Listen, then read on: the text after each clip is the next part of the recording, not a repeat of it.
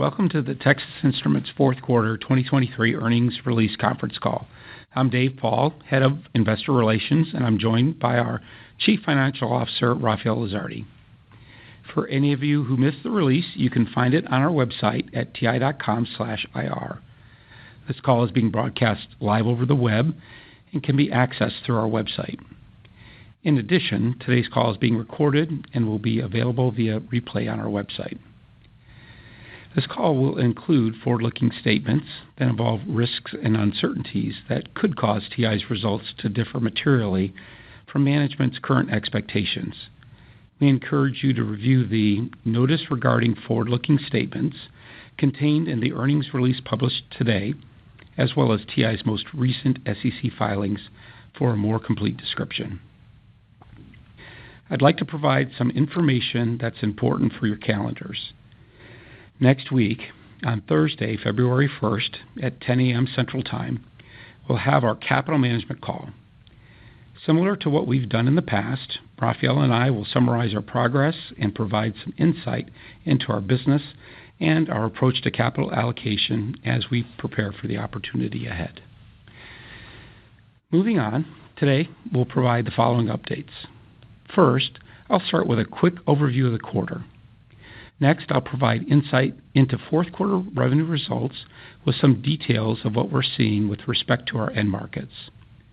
I'll then provide an annual summary of revenue breakout by end market.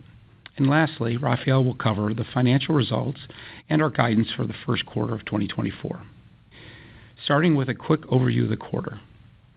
Revenue was $4.1 billion, a decrease of 10% sequentially and 13% from the same quarter a year ago. Analog revenue declined 12% year over year, and embedded processing declined 10%. Our other segment declined 25% from the year-ago quarter. Now I'll provide some insight into our fourth quarter revenue by end market.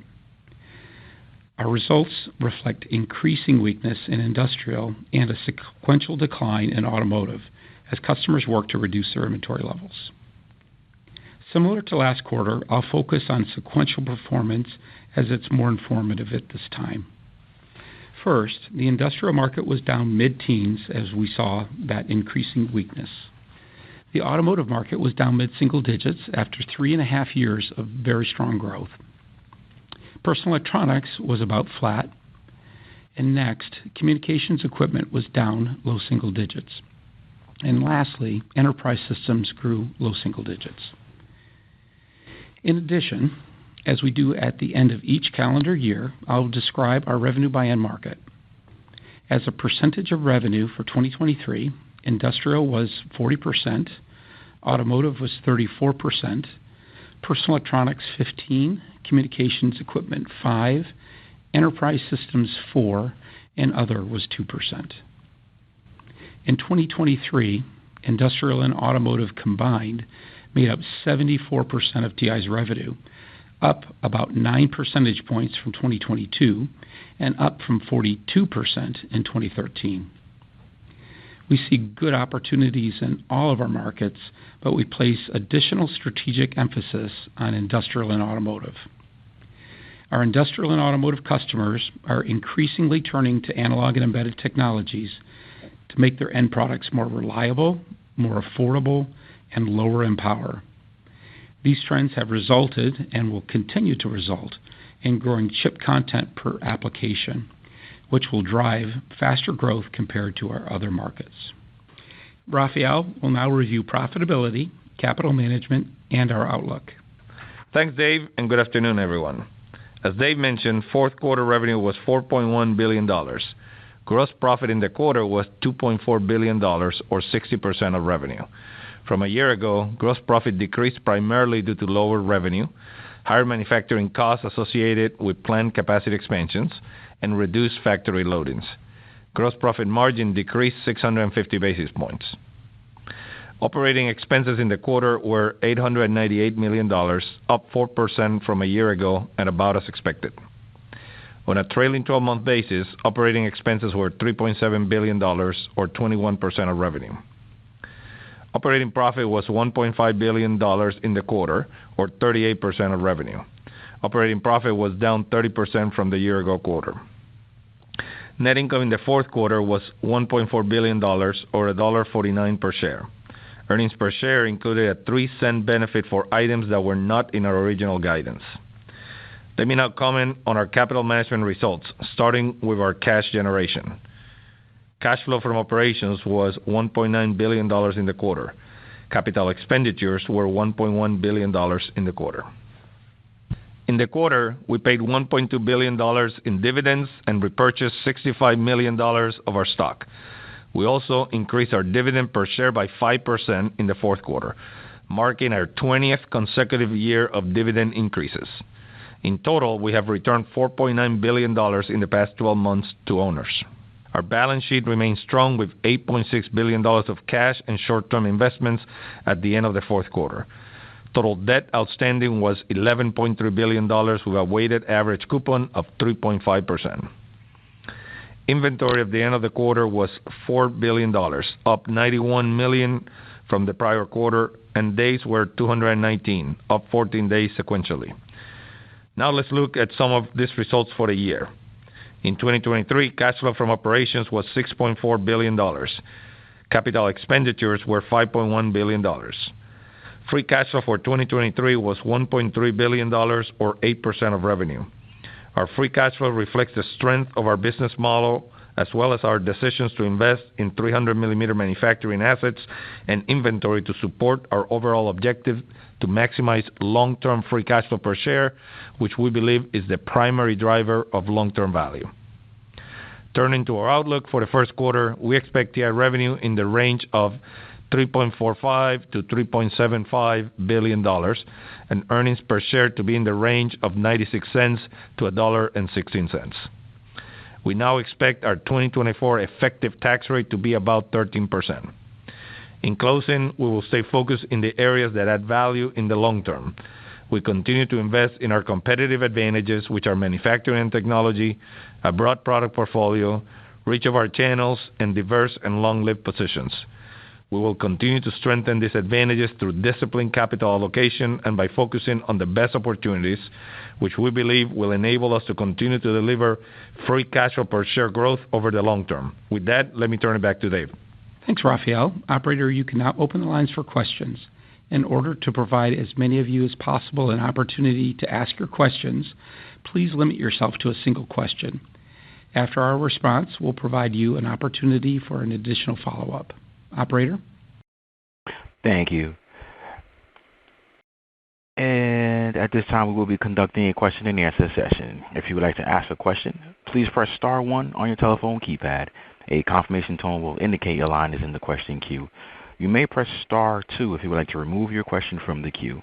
For participants using speaker equipment, it may be necessary to pick up your handset before pressing the star keys. Our first question comes from the line of Toshiya Hari with Goldman Sachs. Please proceed with your question. Hi, good afternoon. Thank you so much for taking the question. My first question is on your Q1 outlook. I think at the midpoint, you're guiding revenue down 12% or so, which is clearly well below what we consider to be typical seasonality. Any end markets or regions or device types that you can call out that's driving that view, or is it broad-based weakness across all applications? Yeah, I'll take that, Toshiya. Thanks for the question. In fourth quarter, we did see weakness in industrial, increasing weakness there. We saw the sequential decline in automotive. And as the guide would suggest, we believe that we'll just continue to operate in a weak environment and one where customers are continuing to rebalance their inventories overall. But nothing specific to comment on. You have a follow-up? I do. Thanks, Dave. Just on gross margins, I think you guys did a good job in explaining what's driving it. Still, I'm a little bit surprised with the year-over-year kind of drop-through, if you will. Gross margin dollars essentially dropping as much as your revenue. I understand the underutilization, the increase in depreciation, but what are you seeing from a pricing perspective? Is it more pricing than volume volume that's driving the revenue decline and the decline in gross margins? Or if you can kind of speak to your strategy from a pricing perspective, what you're seeing in the marketplace, that would be helpful. Thank you. Yeah. Toshiya, and I'll remind everyone else. I know you know the industry well, but pricing just doesn't move quickly in our markets overall, and nor is it the primary reason why a customer chooses our products. And as we've mentioned before, our pricing strategy hasn't changed. Of course, we're always regularly monitoring the market and pricing our products appropriately. And as we've talked about now for, I think, a couple of quarters, as we expected supply and demand to come more in balance, that we would expect pricing to revert back to how it's behaved over the last 10 or 20 years. And over the last 6 months or so, that's what we've seen. So, somewhat of a low single-digit decline is what we're expecting out in time, and wouldn't describe that as unusual. Thanks for the question. Thank you. Go to the next caller, please. Thanks. Our next question comes from the line of Timothy Arcuri with UBS. Please proceed with your question. Thanks a lot. I wanted to ask about factory loadings. Dave, gross margin was down maybe 250 basis points. It's kind of implied to be down 250 basis points. Even if I strip out depreciation, it's down about 100 basis points for March.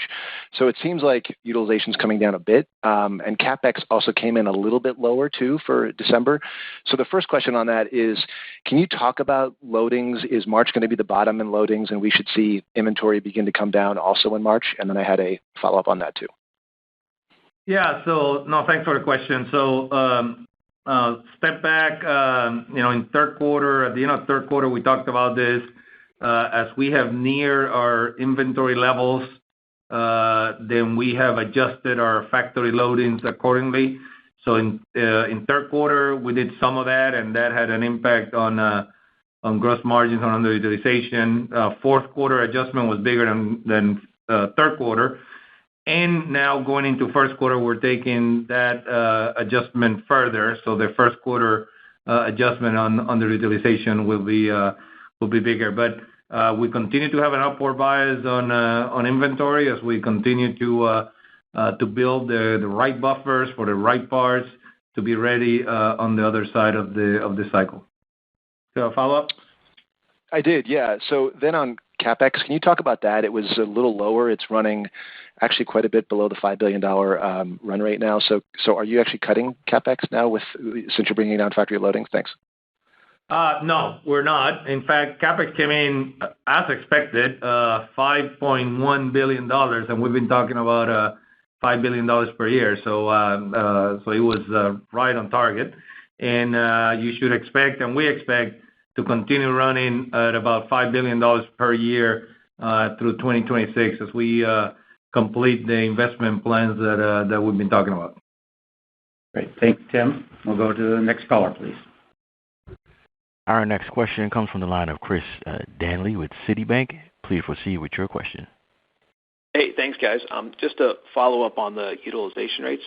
So is the target, inventory level, has that not changed for you guys? And so do you expect utilization rates to bottom in Q1, or do you think you might have some more inventory adjustments going into Q2 for TI?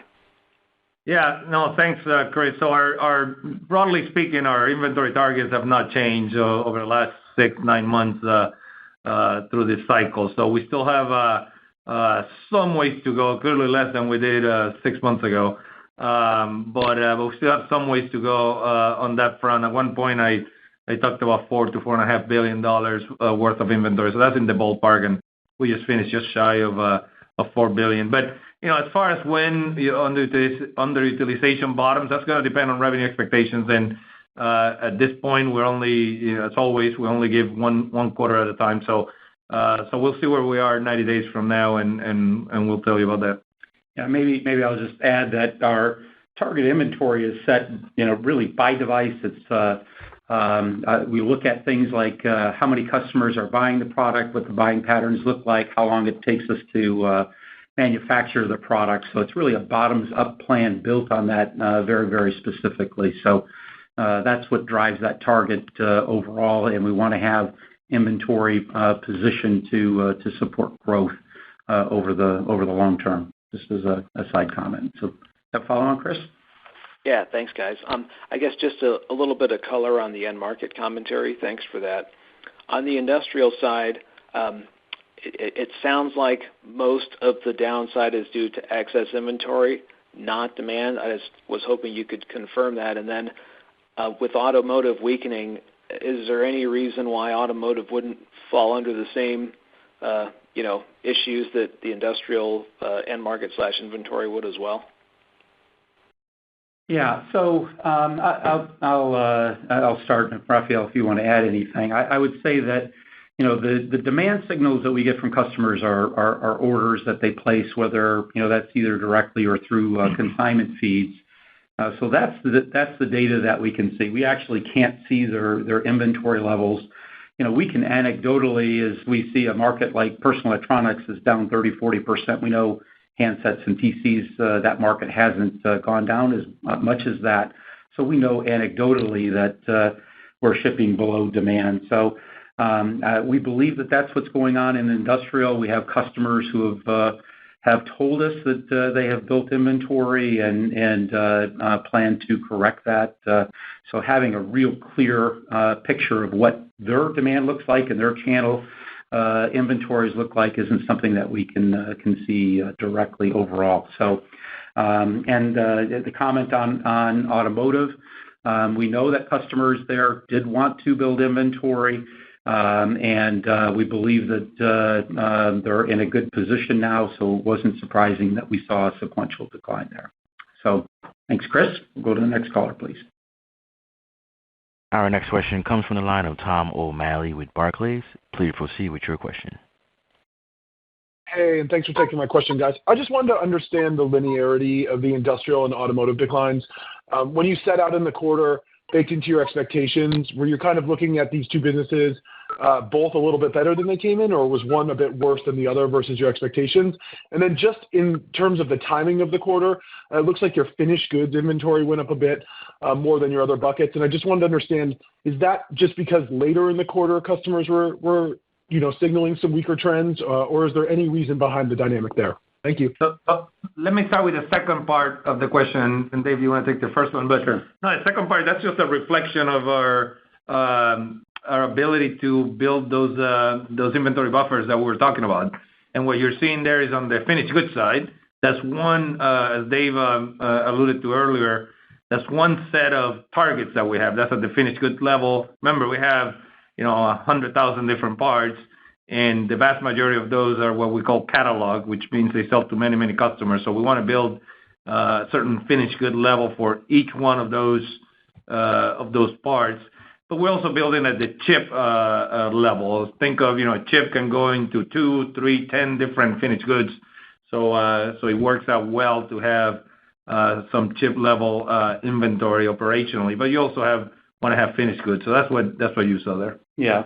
And by end markets, Tom, our guidance, as you saw, where our revenues came in, we were, I think, less than 1% from the midpoint of the guidance range.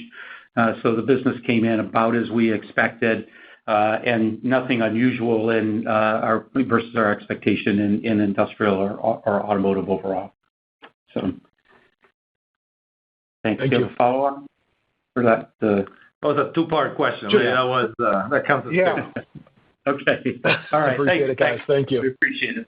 Thanks. Next caller, please. Our next question comes from the line of Ross Seymore with Deutsche Bank. Please proceed with your question.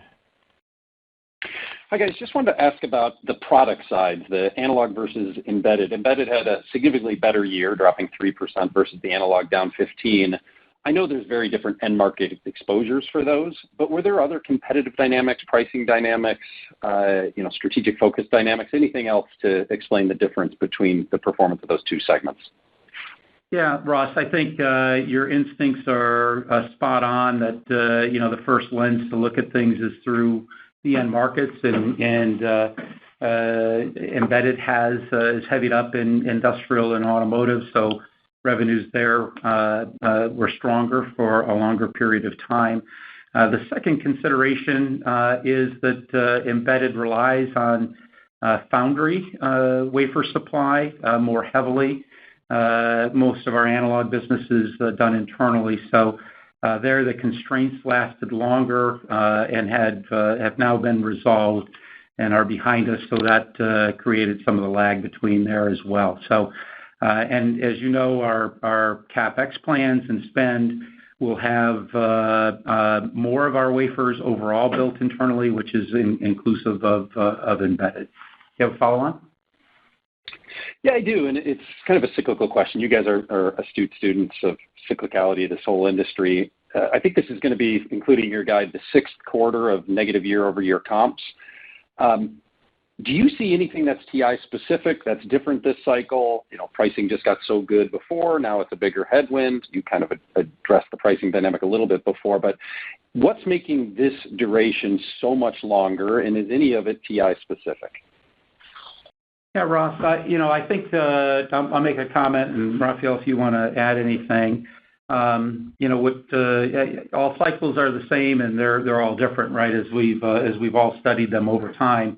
What's clearly different this time is how the markets have behaved in the bifurcation. We saw personal electronics begin to weaken second quarter a year ago, and automotive, we saw a sequential decline this last quarter.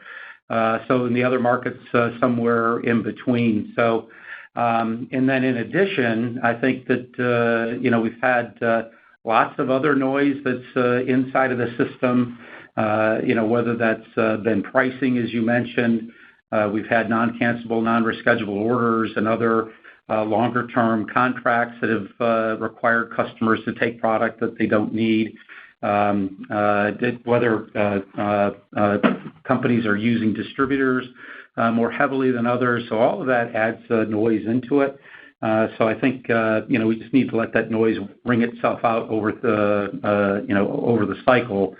And what we're focused on, of course, is investing in our competitive advantages, getting stronger. We believe that we're in a great position to continue to gain share over the long term. Yeah, I just want to clarify for those who may be new on the call, when Dave talked about non-cancelable, non-returnable orders, we don't do that. Many of our competitors have done that. So that, in our view, distorts the market. That wasn't the case with us. And the second point, distributors, same thing. Our distributor footprint is much smaller than with many of our competitors. We're down to 25% or so of our revenue through distribution, so 75% direct, whereas many of our competitors are the opposite. So great clarification. Thank you, Ross. We'll go to the next caller, please. Our next question comes from the line of Joe Moore with Morgan Stanley. Please proceed with your question. Great, thank you. I wonder if you could talk about the CHIPS Act, how that's kind of flowing through both the investment tax credit and then any thoughts you may have on timing of kind of grant issuances or things like that. Yeah, no, happy to talk about that. So first, let me address the ITC first, and then I'll go to the grant. So the ITC investment tax credit, 25% credit on CapEx for manufacturing in the United States. We have accrued to date over the last year and a half or so, $1.4 billion. We expect to get about $500 million of that later this year, probably in fourth quarter, as far as the current law and regulations stipulate. And we'll get the rest further down the road, mostly the following year and then after that. And we'll continue to accrue that benefit, just again, 25% on anything we spend in the United States for manufacturing. That's the cash side and the balance sheet. On the P&L, we're already seeing the benefit as lower depreciation. Now, that benefit tends to be small, has been small so far, because, for example, some of that is for buildings that haven't even started to depreciate, but it will build up over time and on that front. So that's the ITC. The grants, we submitted our application for those in December. And at this point, we will wait to hear from the Department of Commerce and see what happens there. You have follow on, Joe? Yeah, I did. So I think, obviously that stuff will help the cash flow down the road, but, your free cash flow is below the level of the dividend. Right now, I assume it's pretty important to keep paying the dividend. Where does that leave you in terms of share repurchases and other uses of cash? Yeah. First, I would point you to our operating cash. Our business model is very strong, and our operating cash flow is very strong, and it supports our investments for growth through the cycle. So clearly, with the levels of CapEx that we have right now, that hits the free cash flow. But big picture, understand and look at the operating cash. Even in a depressed environment with the revenue depressed, the operating cash flow is very strong. We also have very strong balance sheet, and we just finished the year at $8.6 billion. When it comes to repurchases, I would take you to our objectives on capital management for cash return. And our objective there is to return all free cash flow via dividends and repurchases. Each one of those has different objectives on dividends and repurchases, but we have a really good track record over many years of doing both of those. Great. Thank you. Thank you, Joe. Yep. Go to the next caller, please. Our next question comes from the line of Harlan Sur with J.P. Morgan. Please proceed with your question. Yeah, good afternoon. Thanks for taking my question. Up through Q3 of last year, the team had seen numerous consecutive quarters of increasing cancellations and push-outs, right? Typical customer behavior in a weak demand environment. I assume, given your commentary, that the team continues to see cancellations, push-outs, activity expanding into the December quarter. You're almost a month into March. You still seeing cancellations and push-outs expanding, or starting to maybe see some signs of stabilization?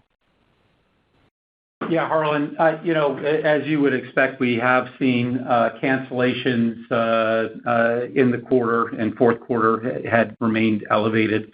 I wouldn't describe them as increasing, but just at higher levels. And we're still early inside of the quarter. I would say all of what's going on with cancellations and the backlog that we see is all comprehended in our guidance and our outlook. Okay, perfect. And then, from a geographical perspective, China headquartered shipments did about 20% of your sales through the October quarter of last year. Now, this geography has experienced the most significant decline during this downturn, right? It's down about 33%, year-to-date up through Q3 of last year. Your total business was down 13%, right? Is this geography continuing to contribute to the weakness stepping into this year, or is the weakness more U.S. and European-based?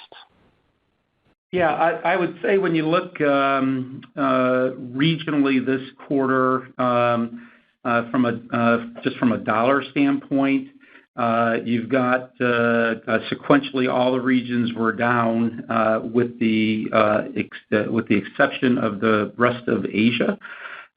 So nothing unusual with China going on specifically there overall. So again, when we look at our business, I think most of that is explained by the end markets.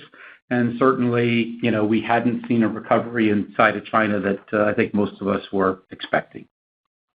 Yep. Okay. Thank you, Dave. Go to the next caller, please. Our next question comes from the line of Joshua Buchalter with TD Cowen and Company. Please proceed with your question. Hey, guys. Thanks for taking my question. I wanted to ask about how you're thinking about Opex, given the extended softness. Any thoughts on getting more defensive with Opex as the weakness lasts longer than expected, or you grew Opex 8% in 2023. Is that sort of the right level that you think you need to be investing in the business for the long-term growth? Thank you. Yeah, big picture, we have a disciplined process of allocating capital to R&D and SG&A to the best opportunities. And we've held a steady hand throughout a number of years, pre-pandemic, during the pandemic, post-pandemic, where we managed Opex very well during that time and didn't get ahead of our skis. So we will continue with that discipline process. Remember, of course, these investments, particularly industrial automotive, which is where we're biasing our investments, they're very long-term in nature. You're not gonna, what you save now would hurt your long-term revenue growth. So we're not gonna do that. So we're gonna maintain those investments for the long term. Follow on, Josh? Yeah, thank you. I guess I wanted to ask about your fixed cost leverage. I mean, in the past, you've talked about, I think, 75% gross margin fall through on incremental revenue. Is that still the right metric we should be using, given revenues, a good amount lower and depreciation is larger? I'd just be curious to hear if anything in the mechanics of that math has changed. And basically, when can the incremental 300 millimeter capacity start flowing through to gross margins and be margin accretive? Thank you. Yeah, so the math is still the same. The fall through you should use is 70 to 75%. That is still a reasonable starting point. You then have to adjust for depreciation, as you alluded to. And our depreciation, I gave you an update on that 90 days ago, but I'll reinforce that in a second. But you have to adjust for that. And then, there are always puts and takes on any given quarter. Like right now, it's underutilization, but at some point that goes the other way. Throughout this time, as you pointed out, we will continue to benefit increasingly from 300 millimeter wafers, which have a cost advantage. So let me go back to depreciation just to make sure everybody has the right number. It's the same as what I said 90 days ago. For 2024, expect $1.5 to $1.8 billion, and for 2025, expect $2 to $2.5 billion. Thank you, Josh. We'll go to the next caller, please. Our next question comes from the line of C.J. Muse with Cantor Fitzgerald. Please proceed with your question. Yeah, good afternoon. Thank you for taking the question. I guess first question, your revenue outlook for March basically gets us back to kind of pre-COVID first half 2020 levels. Yet at the same time, your inventory is roughly double. And so curious, how are you thinking about kind of normalized inventory over time? And also, how are you thinking about coming out of the trough, what kind of a gross margin recovery will look like, given where your inventory levels are today? So that's a multi-part question with many angles to that. What I would tell you, high level, we're very comfortable with our inventory level. Right now, we're just shy of $4 billion. As I said earlier on the call, we have a continued upward bias for at least one more quarter, probably a couple quarters at least, an upward bias on that. But that is good inventory for catalog parts that sell to many customers that last a long time. So I feel really good about that. But we'll see how things play out on the other side of the cycle and depending on demand and different things. But I would expect to continue holding relatively high levels of inventory. We just in a different position than we were even 3 or 4 years ago in terms of how much of our revenue and our parts are in industrial automotive, in catalog type of parts that last a long time. So our strategy is such that it makes sense to have that inventory. Our order fulfillment processes have also improved. We have TI.com and different tools that we can leverage to go direct to market. We have a much higher percent of our revenue now. 75% is direct. So all those factors play into having more inventory as a real leverage point that we can use to serve our customers even better. Follow on, CJ? Thanks, Dave. A quick follow-up to a prior question. I know you can't share too much, but your application clearly in for the CHIPS Act. I guess we should hear results between now and the summer. I guess, is there anything you can share on that front and perhaps how it's kind of impacting your thoughts on the capacity you're bringing online? Yeah, no, unfortunately, no, there's nothing we can share. It's really up to the Department of Commerce. We sent our application, and we'll see where that goes. What I would say, just like I've said before, is when we decided about a year ago to take our CapEx up from $3.5 billion per year to $5 billion per year. And this tremendous plan to build more fabs in the United States, we comprehended CHIPS grant in that decision. So that was part of our thinking there. But at this point, yeah, that's all we can share on that front. All right. Thank you, CJ. And I think we've got time for one more call, please. Our last question comes from the line of Chris Caso with Wolfe Research. Please proceed with your question. Yes, thank you. Guys, I just trying to understand a little bit about why the customers may have reacted as they did, because we know your lead times have normalized well in advance of the rest of the industry. Do you think this is just simply a function of end markets took another leg down here? Do you think perhaps some of your customers were delaying their inventory adjustments until they saw lead times for the rest of the industry to come down? Because we know that's also some of your competitors lagged your lead time normalization. Perhaps that was a factor here?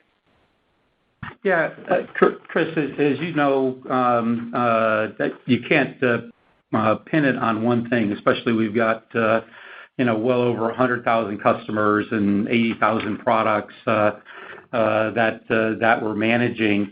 As Rafael's talking about, building inventory, we've got essentially all of our catalog products, or almost all of our catalog products now immediately available on TI.com.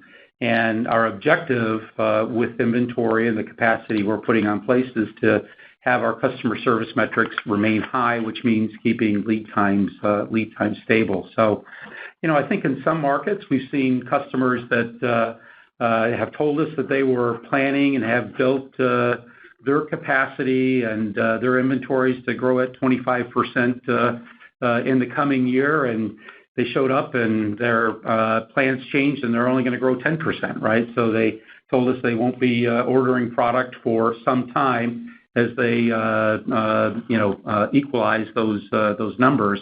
They're still going to have healthy growth, but it's hard to put that across all of those 100,000 customers into one short, concise statement. Have a follow-on? Yes, fair enough. And if you could help us with, the impact of the underutilization right now, how much of a headwind is that providing right now on a cost of sales basis? And then on the other side of this, when we finally get to a recovery, what will be the right way to model this? Will there be, a bigger snapback as some of the underutilization comes off, or do we just kind of go back to sort of those mid-70s incremental margins on the way back up? Yeah, so what I would tell you first, we don't quantify underutilization, but you can fairly reasonably back into it, just looking at our numbers, our midpoint, or our range, our midpoint, and then consider the expected depreciation increase, and it'd be relatively straightforward for you to back into something reasonable for first quarter on the underutilization impact there. Now, after that, it's all going to depend on revenue and revenue expectations, because, of course, depending what those are in the second half of the year, let's say 90 days from now, then that will be a big factor in determining how the factories will run. But the bigger picture is, all this deployment of CapEx that we're doing is all on 300 millimeter, which has a 40% cost advantage versus 200 millimeter. As several people asked earlier, it has ITC benefits on that, so it's coming in at 25% discount on the ITC, and we'll see how much we get on grants. So the fall through on those investments for many, many years will be very positive, I would say. So with that, Dave? Yep. Thank you, Rafael. Thank you all for joining us. We look forward to sharing our capital management update next Thursday, February 1st at 10 a.m. Central Time, as I mentioned earlier. And a replay of this call will be available shortly on our website. Good evening. And this concludes today's conference, and you may disconnect your lines at this time. Thank you for your participation.